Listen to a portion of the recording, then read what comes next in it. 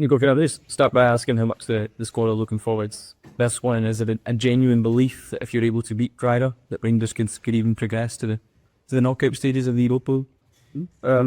Yeah, this squad is looking forward to the game. I think we stand to get some points. We said at 0, so it's not great. And yeah, we just prepared it today again. We know the plans, everyone to go there and win the game. Can I also ask how much you're enjoying Murphy under the new head coach and Danny Rule, and what sort of differences you've noticed between him and Screedy?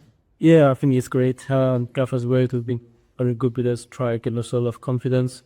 He just brought some simple clarity, simple way to play forward and try to get us winning games, which we try to enjoy, we try to put on the pitch. It's not been perfect on the pitch every time, but we try to improve game by game, and we all give our best to try to make something much better this season. Nico, is it a must-win game then if Rangers are to progress in this competition? Yeah, it's yeah. But to be honest, we just now we have to win everything. We're trying to win every game we play. There's no calculation. We still have 0 points. So if we want to think about anything, we need to win tomorrow. What has been going wrong, Nico, so far in this competition? You touched a bit on it there, but what has the manager done to try and change that, try and address that for these upcoming games?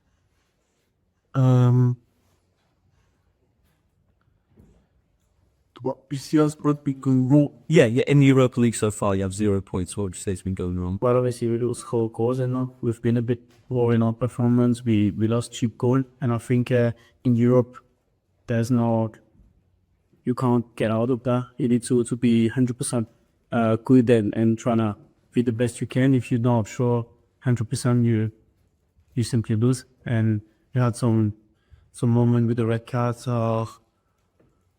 That didn't help, but I think overall we've not been good enough in Europe, and we need to improve that starting right tomorrow.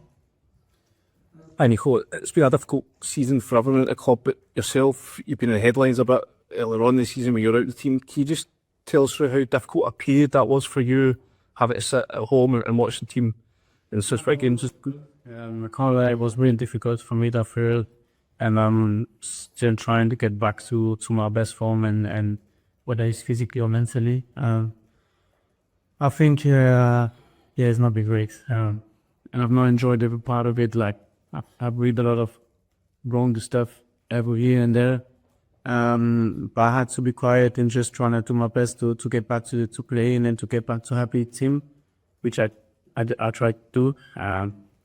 And so now I just look forward and I try to improve game by game. I'm talking a lot with the manager about how I can improve my game, and yeah, I just try to give my best for the team and in games with the team. And Nico, can I just also ask, a lot of focus on your contract situation as well. I think there's only 18 months left. Can you see yourself perhaps renewing your contract? Would you like to stay at this club longer? Yeah, obviously I'm very happy here. We've got a new manager trying to build something good, something nice, and we've got loads of things to do. So yeah, I'm really happy, and I'm not deciding anything. I'm just waiting for anyone to come and talk to me. So I'm just taking day by day and trying to give my best for the club. Nico, during those difficult times at the start of the season that you mentioned, how did you get through them, and was there ever a point where you feared that you would have to leave this club? Yeah, it was a point where he was top, and I had clear indication that my future was in doubt. But like I say, it's been into the bars. I've had load of support here, whether it's from the player or the staff. Everywhere in the building, people were very good with me to help me keep my focus and keep my head here. And listen, now it's in the past. I'm just trying to give my best and help the team as much as I can. I was just wondering, during that period, just how big a factor was the support from the Rangers fans, because they made their feelings clear towards the manager and to yourself. They were singing your name when you weren't there. Just how big a thing was that for you, and how much did it help you during that time? I think it was the biggest part of it. They were the biggest part of that, and they were so good with me. I was talking with my family, say like it's amazing to have that support when you're not from the city, and you're someone from abroad and feel that support is just amazing.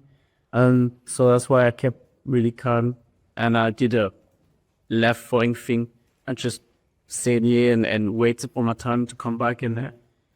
And listen, I just try now to give them back in for something on the pitch. I know it's not been perfect, but I'm working on it. I'm trying to get my form back to have the team as much as I can, just to thanks everyone away. I think there's a picture that been trying to be trained on me. By that time, that wasn't really what was happening in the building. But like I say again, it's just the past, so you don't need to go back there. Now we try to create something new. We look forward. So I'm not someone that like to be highlighting the dramas and all this. I'm just trying to do my job, help the team as much as I can, and in trying to do the best for the club. So we don't need to go back that much. Just now we look forward, and hopefully we can win tomorrow, get our first refunds, and then keep that series of win going. I know where you want to go. Where you think, well, how I left my old club. That's what I mean. No, there's never be think about anything of that. If I have to live, I want every parties to be happy and to live in a good way. Like I say, it doesn't depend on me at the moment. I'm just waiting and I'm ready and see what's gonna happen for me. But no, there's nothing on my side thinking of I'm gonna leave for free or anything. I don't wonder, to be honest. The clubs gave me a lot, helped me to position a team and helped me to show myself on a great stage. So I can give back every now and then to give back. Also for meantime, just to make it clear, my old club, I've not left the club on free because I decided.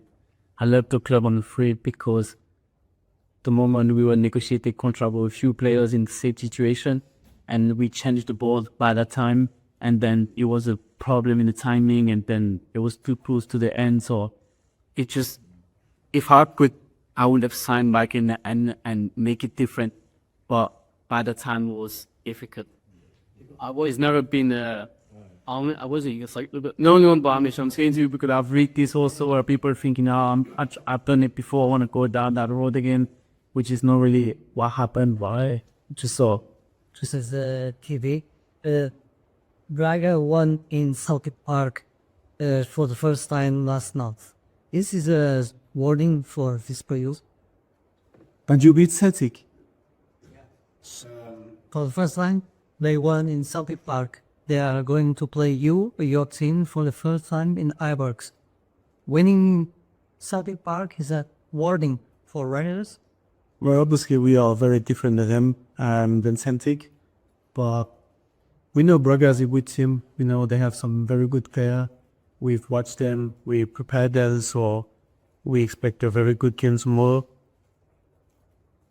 Thanks, Nico. Interesting, Scott. It's my takeaway from that, and I don't know what yours is. My takeaway was it feels as if he's been portrayed in an unfair light, whether that's by or around the fallout with Russell Martin, around the way that he left Standard Liège the first time. He seems to be kind of spiking against that a little bit, rallying against it, and saying, "Look, guys, the Russell Martin thing. I'd rather not talk about it. I'd rather move on. It was really disappointing." But he was aware that he was being painted in a certain light at that time. Would that be fair? Was that your takeaway? And I think he made quite a good defence of himself.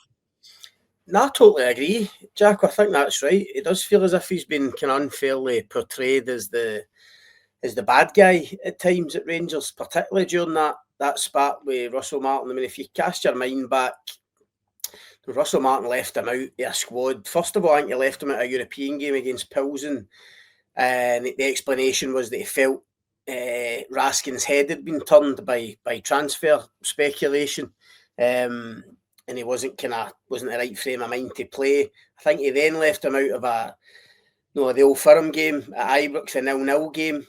And the thing that probably hurt Raskin most was, I think, when Russell Martin said that decision had been backed by the senior players inside the dressing room, which is made him look like a troublemaker. Yeah, for a player, that's a pretty kind of damning indictment. And obviously, Raskin hasn't really had the chance to kind of have his say. A lot's happened. A lot's happened since then. So this was his kind of first opportunity. So I think you're right. I do think he feels a wee bit unfairly treated. He clearly feels that he didn't do a lot wrong under Russell Martin. The relationship was obviously strained. He said it was a difficult time for him, probably one of the most difficult times of his career so far. But interestingly now, he's back in the team. He seems to be enjoying it under Danny Rowell. He spoke very highly of him. It's interesting right at the very start of that clip when he said the new manager's brought in some simple clarity. Get the ball forward a bit quicker. I mean that has to be a dig at the previous manager, where it all became a bit confused at times, telling you how they were trying to play. So he seems to be enjoying it again. He's one of the first names in the team sheet. He's, you need to say, he's Rangers' most prized asset at the minute. So that then brings us round to the contract situation, and I thought he was basically saying, look, I want Rangers, if I'm going to leave here at any point, I want Rangers to get top dollar, because they've gave me a lot and I want to give a bit back. So if there's an opportunity to sign a new contract, he's only got 18 months left, remember, with a World Cup coming up next summer. He seemed to be open to the prospect of potentially signing a longer term deal. Now, you need to kind of, better than MD, you need to kind of read between the lines with these things. Look, Nico Raskin clearly won't see his long-term future at Rangers, I wouldn't imagine. However, for the club, we only 18 months left, and as I say, he's one of the most valuable players. Something has to give here, because if you're going to cash in on Raskin, we've spoken about it on here several times, they need to either think about selling in January, which is dangerous, obviously, especially if you've got any kind of ambition to go and try and challenge for a title, or at the very latest, try to take the fans with you. If you're trying to convince the fans that there's still something to play for in this season, and you sell Nico Raskin in January, then you could be accused of being grossly disingenuous.